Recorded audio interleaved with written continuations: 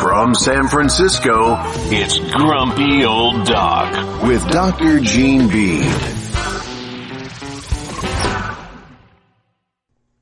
Hello, this is Dr. Gene Bede, and welcome to the Grumpy Old Doc. A few months back, we spoke to people on the street about their concerns on healthcare reform.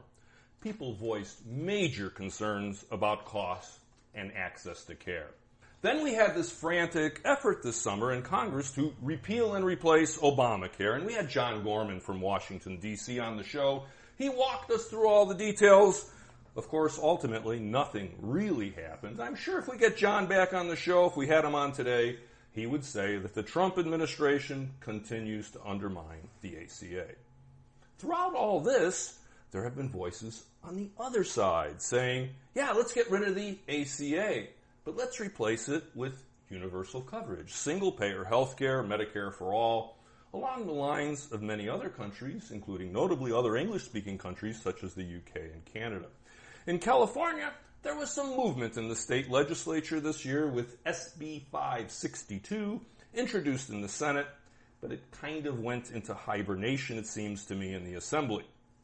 Nevertheless, we are hearing increasing chatter about single-payer, including from some unlikely sources. Max Baucus, I think, came out this last week from Montana in favor of it. And I've heard it a lot from my colleagues that are practicing medicine.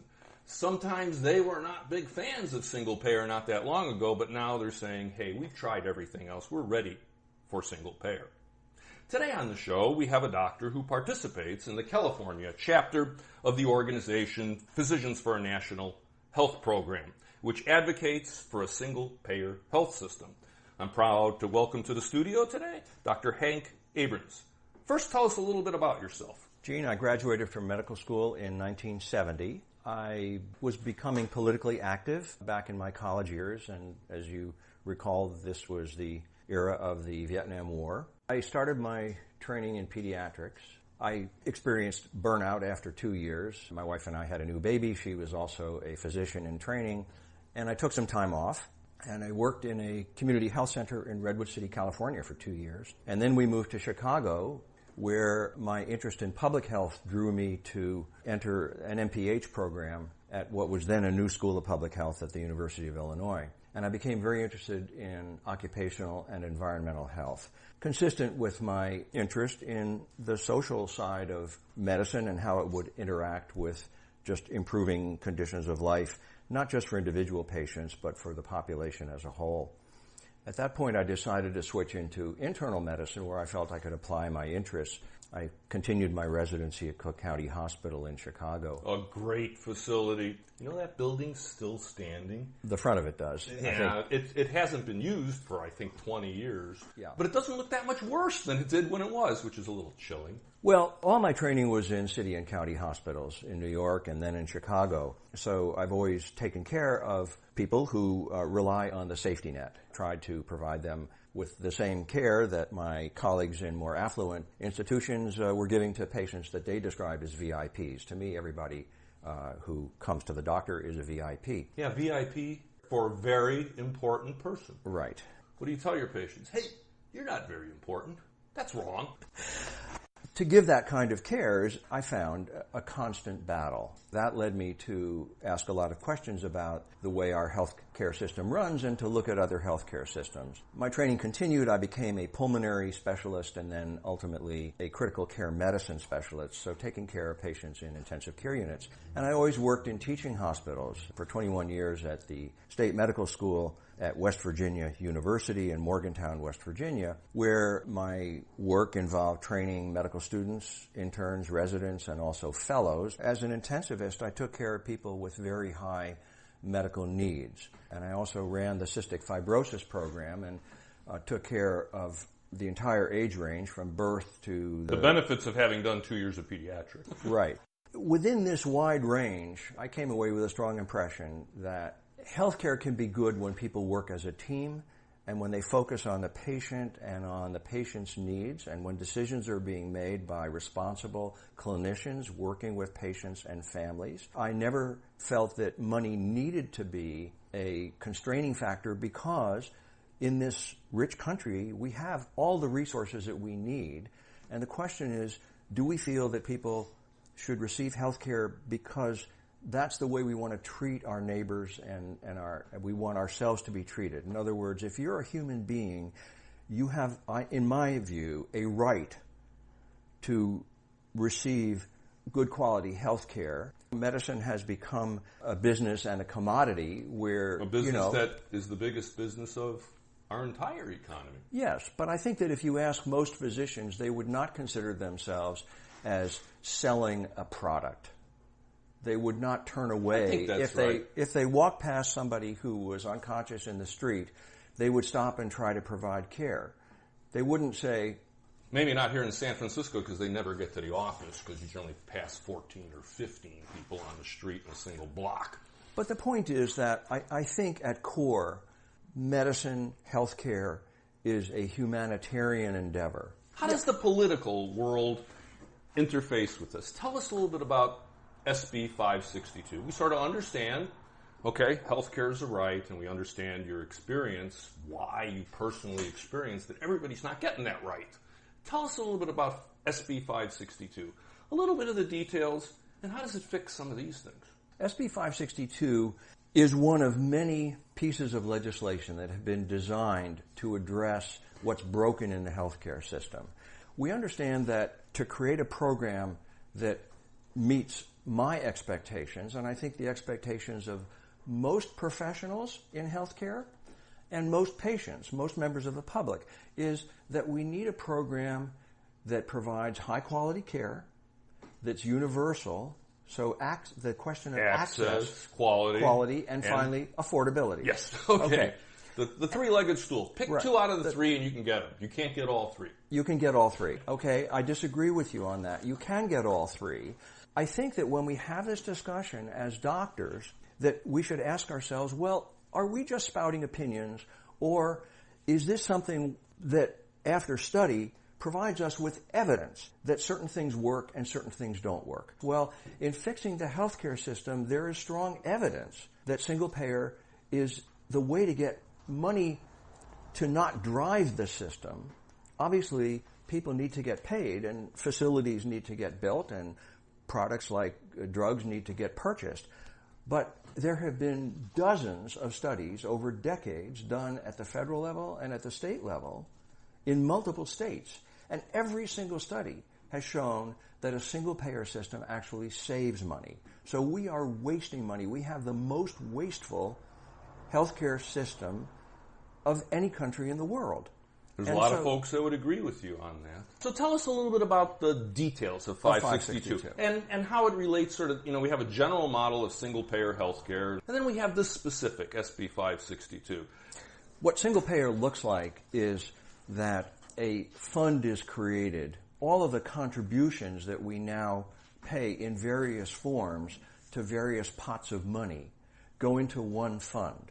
And then that fund pays the providers. That's single payer. But to make it produce satisfactory results that people will actually appreciate, we have to then pay attention to things like quality and to creating the right incentives to give good care and removing what I will call the disincentives to get good care. Or the perverse incentives. The perverse incentives. SB 562 does the following. It says that everybody who is a resident of California will receive a health care card from the day they're born, and they'll keep it till the day they die. There will be no going in and out of S-CHIP for children, Medicaid, or Medi-Cal. What if you go in and out of California? If you go out of California and because you're traveling... No, I mean you moved. You went to New Mexico for 3 years, and now you're back in California. You'll get a new card, I'm assuming. No. What we need to recognize is that this system really should be a national system. Yeah, that's one of the sort of problems doing it statewide. I mean, not many people, no matter what they say, are going to move out of the United States because of X. On the other hand, as we've seen, people will move out of a state because of Y. So that seems to be an issue, and it seems like there must be some design in SB 562 that at least addresses that. There are people who move to Mexico or move to Europe or move to Canada because they actually have a better opportunity to receive health care. If the U.S. had a national single-payer system, we wouldn't be undertaking an effort in California. Mm-hmm. The problem is that we have a Congress and an administration that make that unrealistic at the present time. So you would probably say it's going to be a couple of years at least before this gets serious consideration at the national level. I think there's going to have to be a political change in Washington. Okay. Tell us a little bit about how a state can operate this. It's a fairly porous border and sort of avoid people moving out and gaming the system. There's little evidence that people are going to move in or out because of differences in health care. People do move, and they move for complicated reasons, their jobs, education, other opportunities. Healthcare might be a factor, but we have lots of reason to think that there's not going to be a mass influx of people into California. Seniors move all over all the time, and when you're saying about putting everything in a single pot of money, one of the things that occurs to me is, as a senior on Medicare, I've already put a lot in that pot of money, and that I'm going to have to put more than I otherwise would have to put in terms of premiums to keep getting Medicare. Is that a false worry? It's a false worry. Nobody's going to put in more than what they're currently putting in. This is my Medicare Part B premium. I've paid into Medicare my whole life. I'll get a California single payer card, and I won't ever have to pay more than the Medicare Part B premium. No, that's not strictly true. You're already paying more because you're paying for health care in sales tax, in other state income tax, paying for... You're just giving me additional reasons to move to Texas. No. You're paying the feds. You're paying the state of California. You're also paying out of pocket. Remember that Medicare, as good a program as it is, and it in many ways is a model for a social program that includes a large number of people with basic benefits, there are a lot of things that Medicare doesn't cover, and also it pays about 50% of the health care bill of the seniors who are in the program. So Medicare's bizarre. I always got a kick out of some of their payment rules. What is it, the first 3 units of blood you have to pay for, and then after that it's on the house. These bizarre historical rules. Let me get this correct. My out-of-pocket is likely to go down under a single payer versus the straight Medicare as we know it today. I'm not going to maybe have the same deductibles or out-of-pocket paying. This program will cover a little more of that. Ideally, you would have no out-of-pocket. You would have no deductibles. You're already paying for single payer. You're just not getting it. Whether you're a senior or whether you're a working person, we as an aggregate population are paying for health care through a lot of hidden and also visible streams of money, sometimes out of pocket at the point of service, through various taxes, through various fees, state level, federal level, county level. By simply putting all of that money in one pot, eliminating profit when possible, and eliminating waste, and eliminating duplication, and eliminating the enormous overhead that the private insurance industry imposes on the healthcare system, it's estimated, Gene, that 20 to 25% of the money that we pay to private insurance companies goes into what is colloquially called administrative waste. So we can eliminate that. How does that fit with the law about medical loss ratios being no less than 85%? How does that mesh with the 20-25% number when it's against federal law to spend more than 15% on SG&A by an insurance company? That's true, but there's also enormous avoidable overhead on the part of the providers. So the medical loss ratio is on the insurance company's side. So you're side. including the doctors, and all the time they're spending on the phone, faxing things, asking mother may I, going through appeals and all that. That's right. Sort of stuff. That's right. The average doctor now is spending about 1 day a week or more, 20 to 25% of their time, not taking care of patients, not doing anything constructive, just dealing with administrative hassles. Now, do you think there'll be less administrative hassles under a single payer system? Absolutely. Just to be honest, Hank, I'm not impressed that I don't get administrative hassles from the regulatory state. Looking at other countries, I mean, I don't think that we're any less intelligent or less efficient than the people that run the healthcare system in Canada or various European countries.